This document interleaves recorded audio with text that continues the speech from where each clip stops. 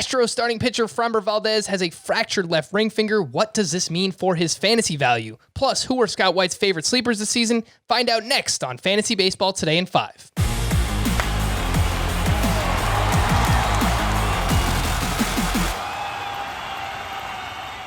Welcome into FBT in 5, a podcast that gets you caught up fast on the fantasy news and advice that you need to know. Follow and stream us on Spotify and anywhere else podcasts are found. Today is Thursday, March 4th. I am Frank Stample, joined by Scott White, and let's start with the unfortunate news. Framber Valdez has a fractured ring finger on his pitching hand. We don't have a timetable as of now, but this is somebody who you like this season, Scott. You had him as your SP30 in the rankings. How much are you lowering him now? So probably at least 10 spots, 10 to 15 spots. Obviously, it depends on what kind of timetable it ends up being. Fractured finger, it could be anything. We don't know the details yet. It could be a hairline fracture. It could be something that requires surgery, and that would make a difference for the timetable. But just based on precedent and my experience with injuries like this, I would suspect he's going to miss all of April, which puts Framber Valdez on a similar timeline to like Mike Soroka of the Braves. So I would draft him in a similar range. They're both going to pitch deep into games. They both rely on ground balls, and they're both going to miss about a month, it sounds like.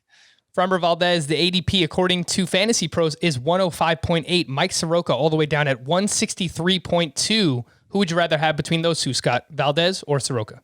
I think Valdez, based on what we know now. We'll find out more, obviously. So we spoke about sleepers on the full-length podcast, Fantasy Baseball Today, and I like to think of sleepers as undervalued players at this point in my fantasy baseball career. Who are some of your favorite sleeper/undervalued players for this season, Scott? So I think a lot of them I gave yesterday when I was giving my favorite player to draft at each position. Guys like Trey Mancini, he's probably number one. But Brian Hayes at third base, Mitch Garver at catcher. One name who didn't get much attention there, though, was Alex Kiriloff of the Twins, who is expected to take over for the departed Eddie Rosario. They just let Eddie Rosario go, non-tendered him, so that they could clear a spot for Alex Kiriloff, who crushed it at the alternate training site. His minor league numbers in 2018 were ridiculous. 2019, not so much, because he was dealing with a wrist injury, and so I think people look at that stat line and they don't think Alex Kiriloff is as good as he could be, but 70 grade hit tool from Baseball America, 60 grade power tool. Kiriloff has the potential to be a stud and goes very late.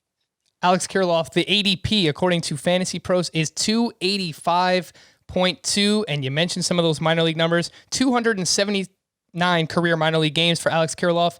He's batting at .317 with 36 home runs and an .863 OPS. Only a 16% strikeout rate for Kiriloff in his minor league career. But speaking of prospects, everyone loves prospects, and some of the biggest names are off to great starts in spring training thus far. Between Andrew Vaughn, who's on the White Sox, Jared Kellnick, who is on the Seattle Mariners, and Wander Franco with the Tampa Bay Rays, who is regarded as the top prospect in all of baseball. Scott, who is your favorite of those three? Vaughn, Kellnick, and Franco to draft in redraft leagues this season?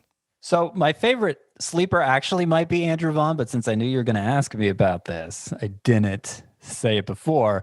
Vaughn's situation kind of reminds me of Pete Alonso for the Mets 2 years ago, where it seemed like he was going to make the opening day roster. He was going to be that everyday first baseman, but I don't know, for whatever reason, the fantasy baseballers at large weren't buying into the idea so much. So his stock never rose all the way to the level it should. He was crushing it in spring training, but it was easy to get him in like the 15th round and beyond.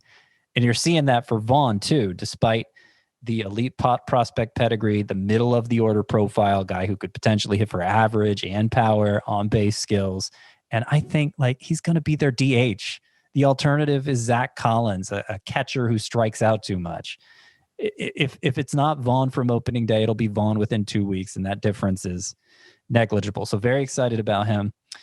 But these other two too, Jared Kellnick of the Mariners, he'd probably be the one the second in priority for me of these three. And he looks ready. He looks like he could be a 5-category contributor because the Mariners aren't expected to be contenders. They can slow play him a little bit, but it'll be within the first quarter of the season that Jared Kellnick is up. I'm pretty confident. And I think a similar timetable for Wander Franco of the Rays. You might think, he's 19 years old. He's blocked by Willy Adames, but he was with the team for the World Series, ready to be activated if they needed him. They know he's ready. And as much versatility as that team has, as much as they like to move guys in and out of the lineup, Franco's going to be up sooner than later. Andrew Vaughn, Scott's favorite prospect to draft in redraft leagues this season. The ADP is 306 for Vaughn, but he is climbing. So keep that in mind when you get to your fantasy baseball drafts. For more extensive fantasy baseball coverage, listen to the Fantasy Baseball Today podcast on Spotify, Apple Podcasts, Stitcher, your smart speakers, or anywhere else podcasts are found. And thanks for listening to Fantasy Baseball Today in 5. This is your audio outlet for fantasy news and advice in 5 minutes or fewer. If you enjoyed the pod, please leave a 5-star review on Apple. We'll be back tomorrow morning. Bye-bye.